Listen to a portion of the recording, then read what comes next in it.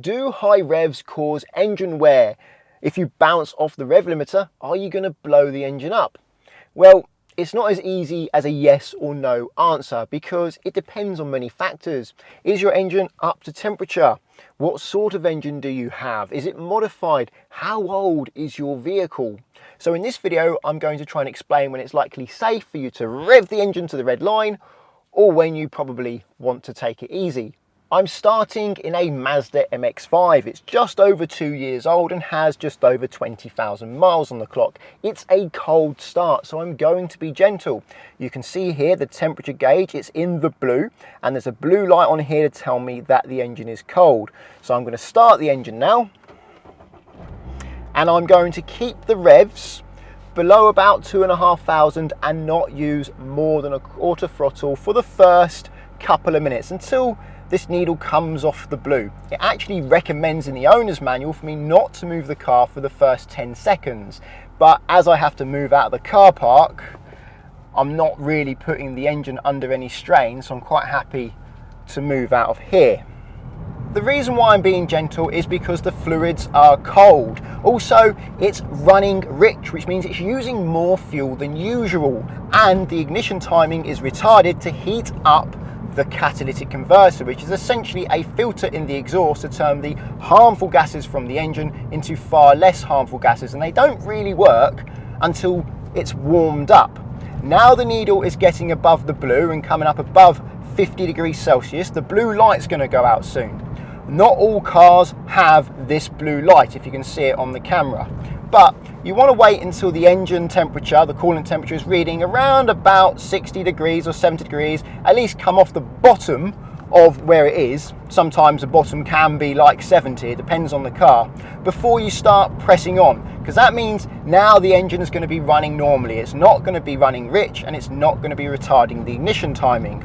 At that stage, which I'm at now, the blue light's gone out and I'm around about 60 degrees, I'm happy to use around about half throttle and half revs. This engine revs to 7,500, so let's say I'll use 3,500 to 4,000 until it's fully up to temperature. Now I understand that oil temperature is also a factor, but this car doesn't tell me the oil temperature, it only tells me the coolant temperature, which is essentially water with antifreezing chemicals that circulates around the engine and into the radiator to keep it cool. I do have a car which tells me the oil temperature. I'll get to that car later. Now the engine is nearly fully up to temperature. Usually that is 90 degrees Celsius coolant temperature. And on the Mazda, it actually shows 90 is just below 100. But when this needle is just below 100, that means it's fully up to temperature. It doesn't actually mean that is the temperature of the coolant. It may say 90 and stay there, but in reality, it may be 85, it may be 95. It doesn't keep the exact temperature, it fluctuates, but the computer tells you an exact temperature for peace of mind. It's not until it goes wildly out that it will start telling you that something's wrong. It's nearly there now, one little notch higher. When it's right next to 100, then it's fully up to temperature. When that's the case, I am happy to give full throttle and full revs in this car. Now the engine coolant is fully up to temperature, just below 100 on this Mazda, although usually most cars display 90. This Mazda is the only car I know of that shows just under 100 when it's up to temperature. It's not only the Mazda MX-5, I find other Mazdas do that too these days. How long it takes for the engine to get up to temperature does vary drastically. Depends on the weather. At the moment it's 13 degrees and sunny, so the heater isn't having to do any work. In fact, the air conditioning is working to keep me cool in here. If it was cold in here, the heater gets its heat from the engine coolant. So therefore it takes a lot longer for the engine to heat up on cold days as the heat from the engine gets diverted into the cabin. So on a cold start, I recommend you take it easy. Don't rev the engine very high and don't press the gas pedal very hard. Even if you keep the revs low, if you're pressing the gas pedal hard, you're still putting the engine under stress. It's known as load. Revs, how high you rev the engine. Load is to do with how hard the engine is having to work to push the car. So high gears and loads of gas isn't the solution to the problem. You just want to drive gently until at least the cold start phase is over and the engine is no longer running rich. Many engines tend to sound a little bit different after their cold start phase, but not all. But usually it's over within the first mile. But this car has been up to temperature now for some time, so I'm quite happy to press on. I'm quite happy to give full throttle and full revs. It's a relatively new car, just over 2 years old, 21,795 miles. So the components aren't worn and old and on their last legs. The engine is designed to rev, so it should rev. I'm quite happy to go all the way to 7,500 RPM and even bounce off the limiter if I do it by accident. I wouldn't be worried if I did that because I have a lot of confidence. In fact, I'm gonna go up to the rev limiter now and bounce off it. You know, I'm not worried. However, I don't feel the same way in all cars. And that's because although engines are designed to rev, it's important to remember that mechanical components deteriorate as they age. Not just mileage, age as well. This car, this is my Seat Leon. I've had it just over 9 years since new, and it's been driven by learners for that time. It's my driving instructor car, and it's got over 197,000 miles on the clock now. I'm not so bothered about those miles. They don't bother me. I'm more bothered about the age. I think that causes more of the problems because mileage is likely to wear metal components because metal components don't wear so much with age. You have to wear them out with movement. But they're well lubricated, so they don't tend to wear. As long as you look after your engine, change the oil as you should, they're probably going to be fine. But the rubbers and the plastics, well, there's no getting away with age when it comes to those components. I can't escape age and nor can the car, even if I don't use it. As they age, they get brittle and there's plenty of plastics that spin under that bonnet on that engine. And if I spin them twice as quickly as I need to make progress, well, I'm bringing forward garage repair bills. Bills that may have happened so much later that I may not have even had this car when the breakdown occurred or the failure of that component occurred. So taking it easy in this car is likely to save me money. I don't take it easy though, and there is a reason behind that. I'll get to that later. However, I am careful when I'm cold starting this car because it weighs 1,250 kilograms and only has a piddly little 1.4 litre 4-cylinder petrol engine, which is not enough really to move this massive car very well. It will, but slowly. So to get around that, it has a turbocharger and it's very reliant on that turbocharger. The turbocharger relies on good oil supply, and also when the turbo is boosting the engine's under a lot of pressure, so the engine relies on its oil supply even more, and warm oil flows better than cold oil. It's not all about oil temperature though. Because this engine is turbocharged, it's going to have higher cylinder pressures. It's going to run hotter. And when the engine's cold and the components are all a slightly different size because they're cold, as it heats up and expands, I don't want to do that too quickly. I don't want to heat up one part of the engine quickly and another part less quickly because that different expansion ratio, well, that can cause problems. It's better to let it heat up gently. Fortunately, this car gives me a oil temperature gauge, so I can keep an eye on it. I don't like to drive it hard until it's at least 60 degrees Celsius. And if it starts going much above 120 degrees Celsius, then I'll back off a little bit. So, cold start in the Leon. This is my temperature gauge. It starts at 50, but it doesn't mean it's at 50. It's at ambient temperature, and it's up to temperature at 90, although it's probably at somewhere between 83 and 87 if you plug in the computer and read the actual temperature. And I can look here, if I scroll, and have a peek at my oil temperature and just keep an eye on that, and I'll try and stay off the turbo until it's got some temperature in the oil, at least 60 degrees I like to see. So, clutch down, start the engine, runs fine, it's very refined. It doesn't feel like it's a cold start. And I'll get going straight away, try and use no more than a quarter throttle, try and keep the revs below 2,500 and just try not to use the turbocharger. When the engine's cold, the stop-start system won't kick in. However, it doesn't wait for the engine to be fully up to temperature. I'm not quite sure what the temperature is for it to allow it, but it's usually after the first couple of minutes of driving. According to SAIT, or should I say VW, as they are the people who actually make the engine, the cam belt on this car should last the life of the engine. But what do they mean by the life of the engine? What do they consider the engine's life? So I wasn't taking any chances, and I've replaced the cam belt every 60,000 miles. And last time I replaced it at 180,000 miles, the plastic idler pulley was worn. It wasn't spinning right, and the edge of the cam belt was starting to fray. So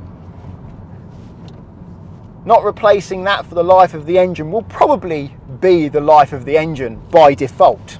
How long does the engine last? Well, how long does the cam belt last? And if you're not aware of what I'm talking about, the cam belt is a very significant part of the engine. When it fails, the engine is likely to, well, essentially destroy itself as metal components bang into each other. So it's important to replace it to make sure it's young and fit, and not old and deteriorated. So I'm just going to peek at the oil temperature. See, it's not registering anything. It starts registering the temperature at 50 degrees Celsius. I bet the coolant's there now. Where is it? 86, yeah, it's nearly at 90. It says there as well, actually. Can't actually see that bit because that's where my camera is. Have to lean to see that part of the gauge. If you don't have an oil temperature gauge, a good rule of thumb is that the oil temperature is going to be around about 5 minutes behind the coolant temperature. However, on a really cold day, that's not usually the case. And that's because the coolant is going into heating the cabin, or the temperature in that coolant heats the cabin. So it takes a lot longer for the coolant to reach its temperature, but the oil is less affected. So on cold days, they heat up at a more similar rate. When the coolant is fully up to temperature, that suggests that the engine block itself has expanded. You don't have to worry so much about expansion. That happens a lot more quickly than the oil reaching its temperature. Now the oil is showing me something. It's showing me 55 degrees. I feel a bit happy about pressing on because I know it is going to be flowing better than when it's cold. Even before it started showing 55 degrees, it probably was still fine, but I don't know because I can't see it. Now I can see it. I am happy to start using a little bit of boost, and you'll find when you start doing that, that'll heat up a lot more quickly anyway. There are two ways this engine produces power, whereas in the Mazda there's only really one way. To get power out of the Mazda, you need to rev it. But this can also produce power at low revs via the turbocharger. For example, my revs are at 1,500 at the moment, very low. I'm in third gear doing just over 20 miles an hour. If I floor the throttle now, it will accelerate still quite quickly. Now the turbo's kicked in. That wouldn't happen if I didn't have a turbo. And I don't like to use that unless the oil is up to temperature and I know the engine is hot. However, a more successful way to get power is to use the revs and the turbocharger. So to do that, I'm going to drop it down into second gear, and now when I floor it, it's got the power of the revs and the power from the turbo. Which one causes more wear? Well, that's open to debate. When you're using a lot of revs, you're spinning the engine quickly. And when you're not using many revs but heavily relying on the turbocharger, you're putting the engine under a lot of pressure but not spinning it as quickly. So it depends what component you're talking about. Both of them do put the engine under more stress though. There is a lot more under the bonnet than just the engine that spins. You have your alternator, that charges the battery, your air conditioning compressor for the aircon, your coolant pump, your oil pump, your cam belt or cam chain. Those things all spin and are affected by how high you rev the engine, but they're not affected by load.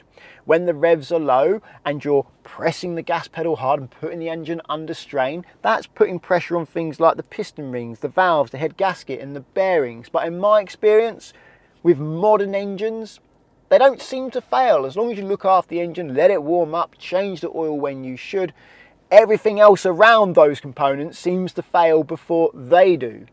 There is the argument that when your revs are low, your coolant pump isn't spinning as quickly and your oil pump isn't either. So you have lower oil pressure and your coolant isn't circulating around keeping the engine cool as well as it could. But I don't find that to be the case. Manufacturers seem to have thought about that. Even at low revs, if I'm pushing the gas pedal hard and using a lot of power from the turbo, it seems fine. If it wasn't, this engine would have been toast years ago. I don't recommend you lug the engine though. I'll give you an example of lugging the engine now. I'm in third gear, the revs are down near 1,000, and I'm going to floor the throttle. And look here, this is my gear shift indicator, and it's going to recommend, probably, there you go, that I go down a gear because it can't handle it. It's struggling. The engine is struggling when the revs are too low for it to push the car and produce power to push the car forwards.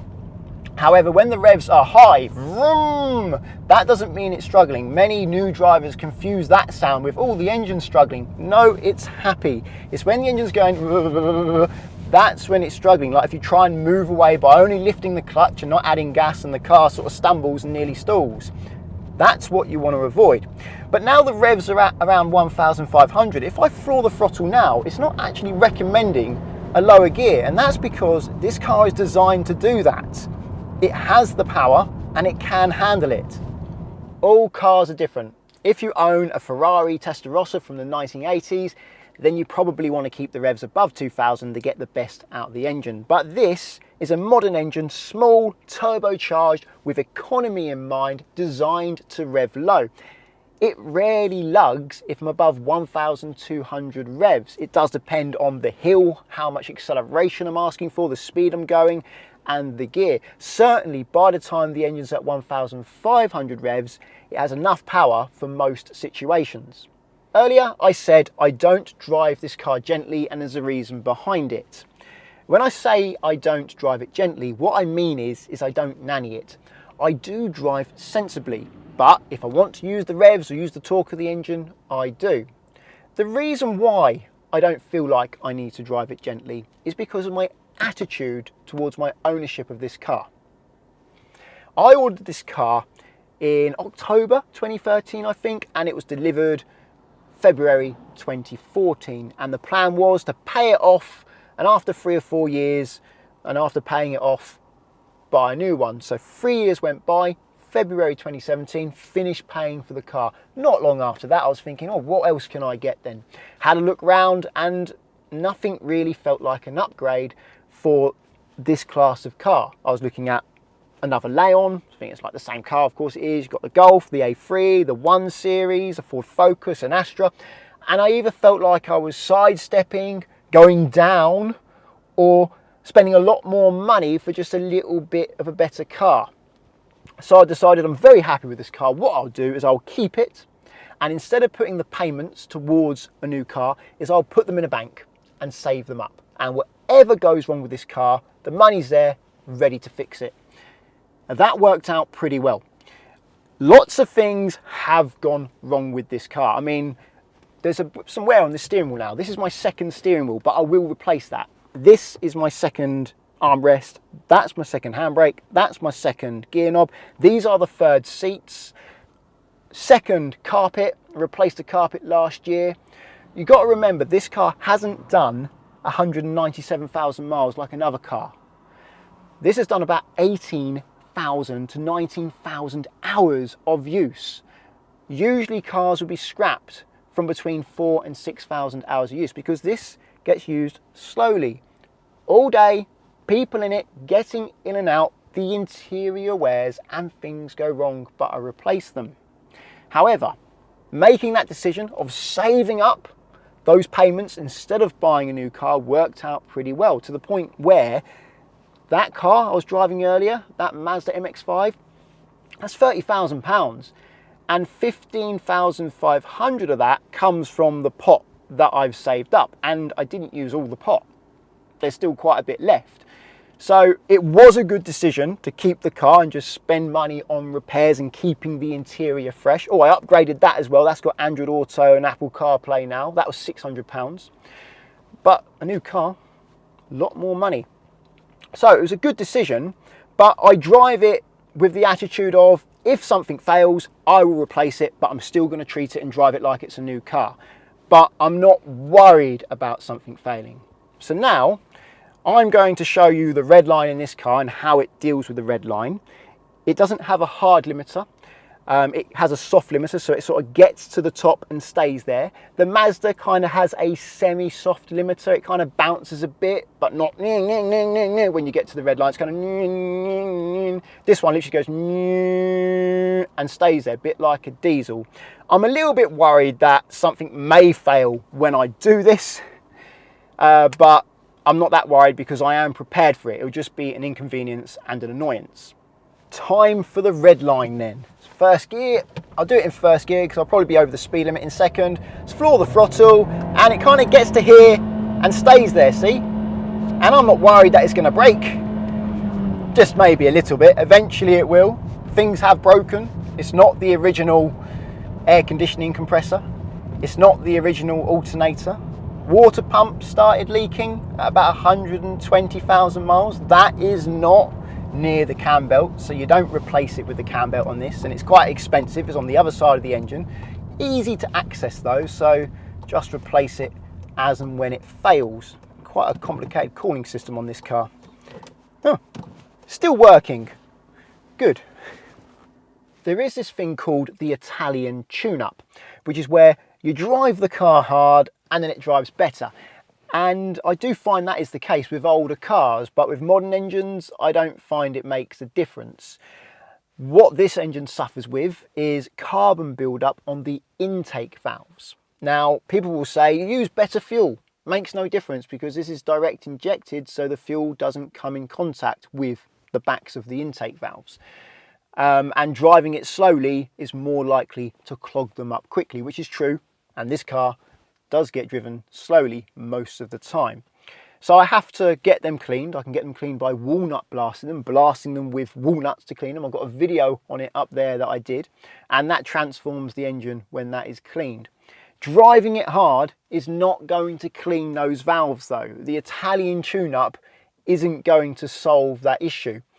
If the car was driven on the motorway mostly, then the carbon buildup probably wouldn't occur.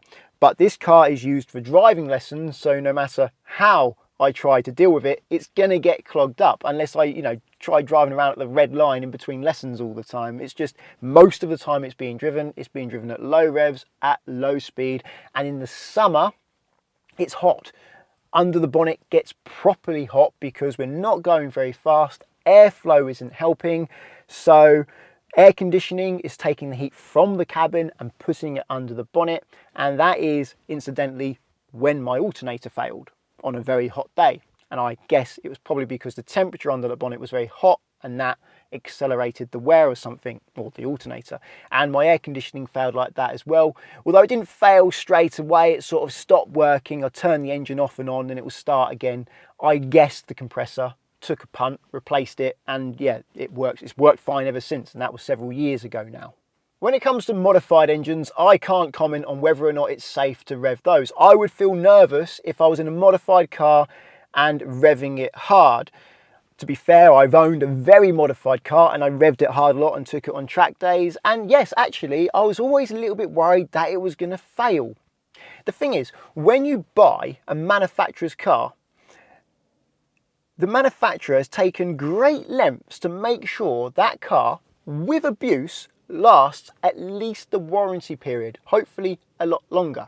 So they take the car to hot climates, cold climates, and rack up hundreds of thousands of miles. They have staff and they have a big budget. You can't expect a tuner to do that. Okay, there are some modifications out there which are tried and tested and I would trust them more. And there are some tunes out there that may have been tested on the tuner's own car where they've driven it for several years. That's a good sign. But just be careful.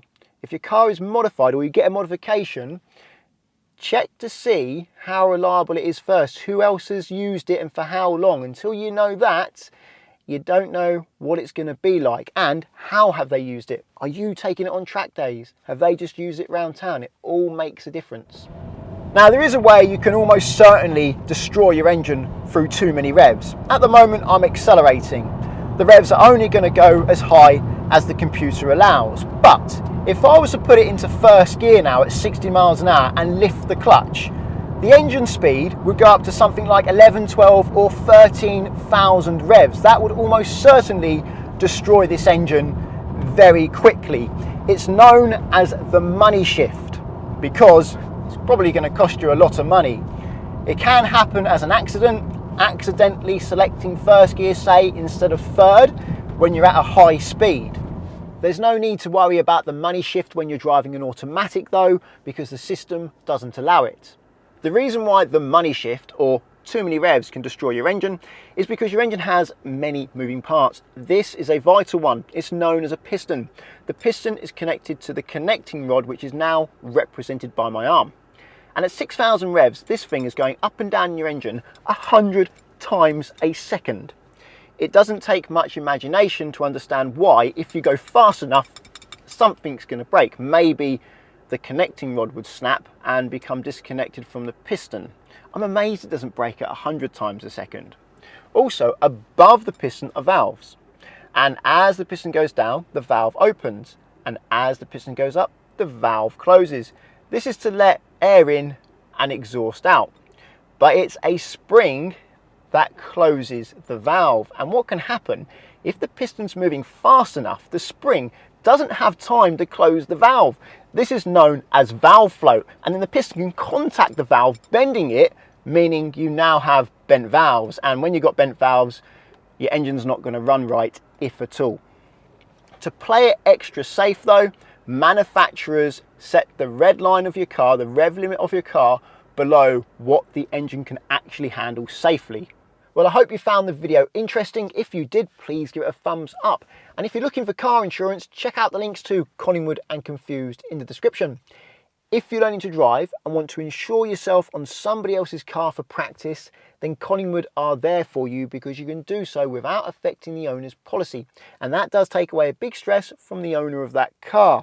Via the link, there's up to 35% off at the moment and a £20 Amazon gift card. If you want to insure your own car, I recommend checking out the link to confused.com, because you fill out one quote form and get loads of quotes back from many insurers to compare who's cheapest. And what's also great is you can change your car on that quote as many times as you like to compare how much it costs to insure different cars. And you don't have to do the whole quote. You can just change the car, or even just change the reg and update. And there you are, you have new prices. Using the links doesn't cost you anything, but it does support the channel, so thank you very much. Subscribe to get my future videos, and until the next one, cheerio.